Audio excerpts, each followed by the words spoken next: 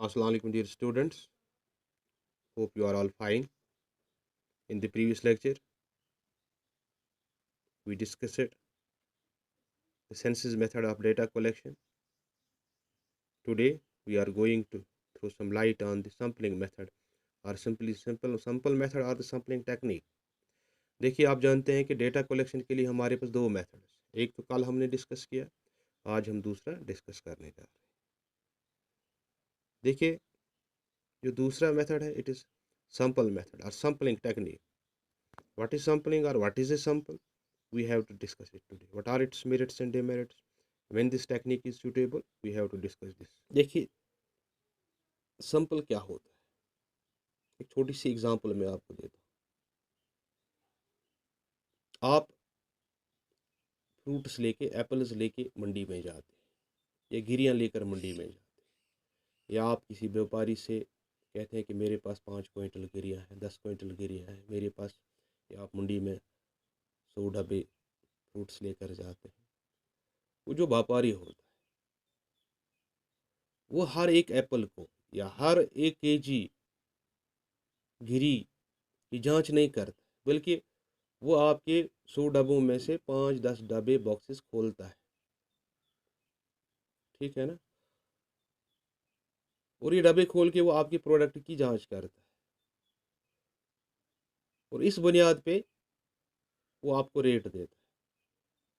या आप किसी गिरियों के व्यापारी के पास जाते हैं, आप कहते हैं उससे मेरे पास 10 क्विंटल गिरियाँ हैं, वो कहता है आप थोड़ा सा, हाँ कैसा माल कैसा है, आप कहते हैं उसे मैंने सैंपल लाया है। एक्चुअली आपके पास 10 क्विंटल होते हैं, इसमें से आप आधा केजी या 1 पाव 250 ग्राम एक लिफाफे में पॉलीथीन में उसके पास ले जाते हैं। वो देखता है, अगर आपके पास एक सैंपल हो, 2 हो, 3 हो, on the basis of these samples वो आपको कहता है कि what he will pay to you on the basis of this sample. ये जो आपने लिफाफे में लिया, ये जो वो बॉक्स उसने खोला, ये आपकी 1 पाव गिरियाँ या वो 5 डब्बों को बॉक्सेस को खोलना, ये पूरी इस क्वांटिटी को रिप्रेजेंट करता है, पूरी पॉपुलेशन को रिप्रेजेंट करता है। और इसे हम क्या कहते हैं, नमूना। That is sample, that is sample, ये नमूना होता है। On the basis of this you get a specific price for your product. तो क्या होता है सैंपलिंग मेथड में, क्या होता है कि इस मेथड में हम डेटा कलेक्ट करते हैं about the population on the basis of items taken from the population for examination and conclusion. ठीक, हम पूरी पॉपुलेशन में से 1, 2, 3 आइटम्स लेते हैं और ये 2-3 आइटम्स पूरी पॉपुलेशन को रिप्रेजेंट करते हैं। या एक और एग्जांपल लीजिए आप, देखिए आप साल भर पूरे सेशन में इकोनॉमिक्स को लीजिए, आपने पूरी इकोनॉमिक्स पूरा सिलेबस पढ़ा है, लेकिन आपका एग्जामिनर आपसे हर एक क्वेश्चन नहीं पूछता है, हर एक यूनिट नहीं पूछता है, हर एक टॉपिक नहीं पूछता है, बल्कि आपकी बुक में से, आपके सिलेबस में से वो 5 या 10 क्वेश्चन निकाल के आपके लिए एक पेपर बनाता है। और इस पेपर की बुनियाद पे अगर आप ये छोटे से क्वेश्चंस, ये छोटा सा पेपर जो आपके पूरे सिलेबस में से लिया गया है, अगर आप ये क्वालिफाई करते हैं, then you have qualified the whole class, the whole subject. What are these questions? These are the samples.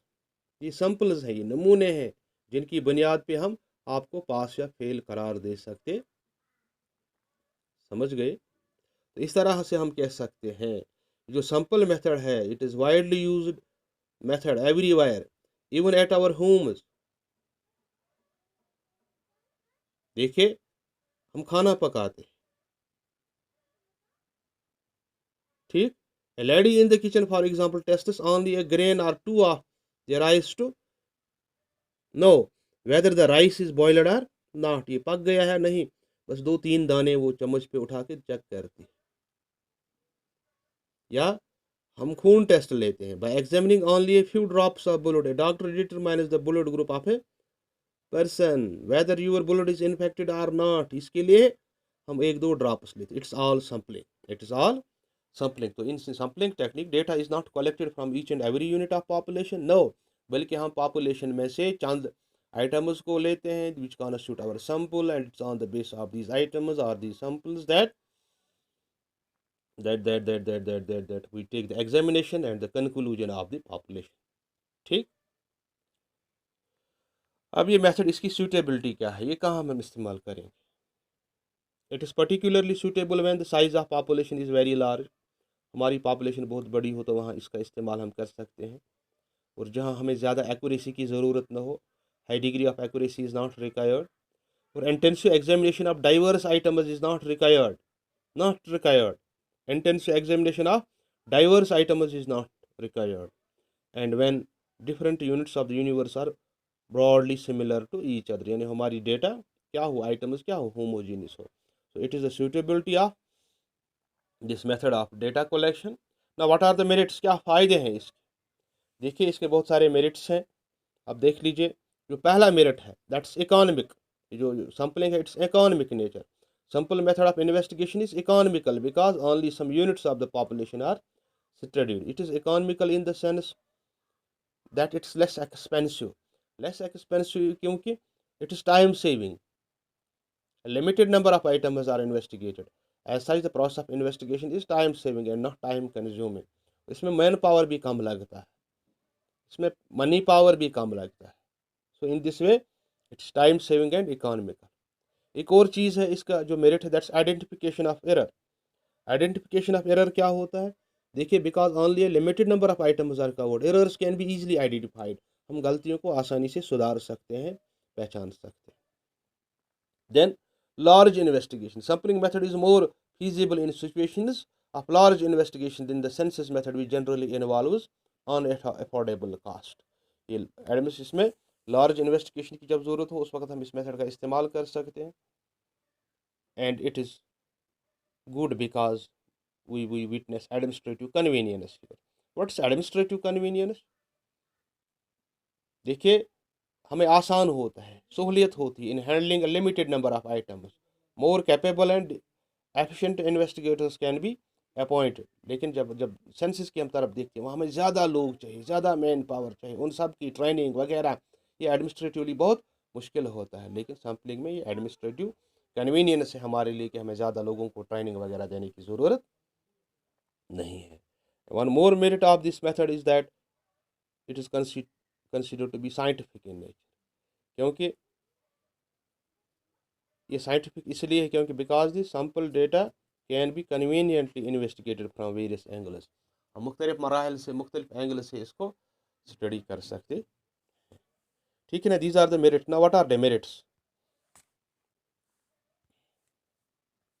देखिए इस मेथड का सबसे बड़ा डिमेरिट ये है कि it's only partial investigation of the universe. इसमें पर्सनल बायस हो सकता है। Investigators bias is the in the selection of the sample is not ruled out. Accordingly, the result may be biased as well. यहाँ biasness हो सकती है, partiality हो सकती है, और यहाँ हमारी कंक्लूजन्स रॉन्ग भी हो सकते हैं। If the selected sample does not represent the characteristic of the universe, अगर हमने सही सैंपल सेलेक्ट नहीं किया, स्टडी में end up with wrong conclusions, right? क्यों? Because we have difficulty in selecting representative sample. It's not very easy to select a sample which would represent the characteristics of the entire population. ऐसा मुमकिन नहीं है। ठीक है ना। एक और डेमेरिट इसका है कि ये सैम्पलिंग के लिए हमें क्या चाहिए? ए सेट ऑफ टेक्निकल प्रोसीजर्स। हमारे पास टेक्निकल नॉलेज होना चाहिए एक रिप्रेजेंटेटिव सैंपल को चूज करने में। Persons who are well versed with all the techniques of sampling हमारे पास होने चाहिए, लेकिन ये चीज़ें ईजिली अवेलेबल नहीं होती हैं। अगर हों भी, it takes lot of time in training them, in arranging them and managing them.